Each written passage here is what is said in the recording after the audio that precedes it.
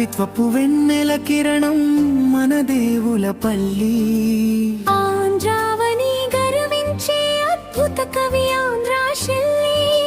కలంతో కమనీయ కావ్యం, గొంతుతో గంధర్వగానం. తెలుగు సాహితీ వనాన విరిసిన ఒక నిత్య వసంతం.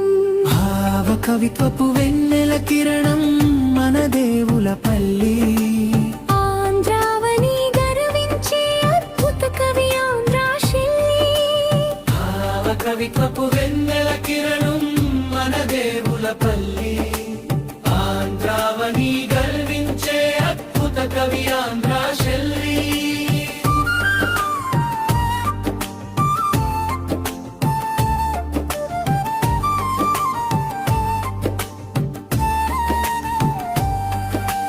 కృష్ణ పక్షమున విరహ వేదనను అమృత వర్షం చేసి, ఊర్వశి లావణ్యాన్ని అనంత భావుకతతో అభిషేకించి, భాష సౌందర్యమే తన ఆభరణంగా మలచి, అక్షర అక్షరంలోను అనంత మాధుర్యం నింపి, ప్రతి గేయంలో అనుభూతి నింపిన రసహృదయుడు.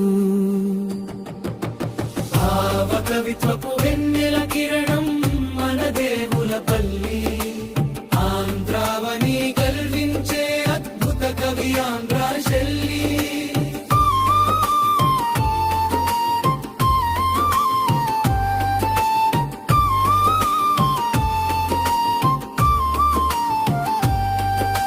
నిలువెత్తు ఆత్మశ్రయ రీతికి ఆయనొక నిలువుటత్తం.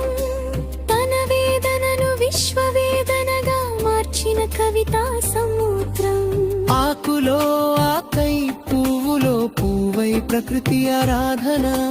ప్రతిలతలో గాలిలో తనను వెతికిన ప్రణయ వేదన.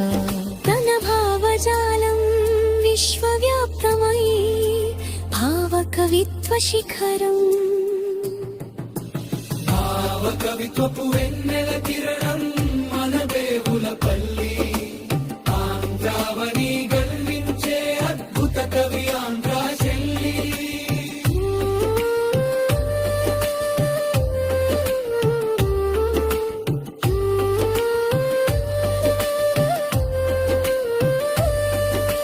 సున్నితమైన పద ప్రయోగమే తన కవితా శిల్పం. మృదువైన మాటలలో నిక్షిప్తమైన భావగాంభీర్యం.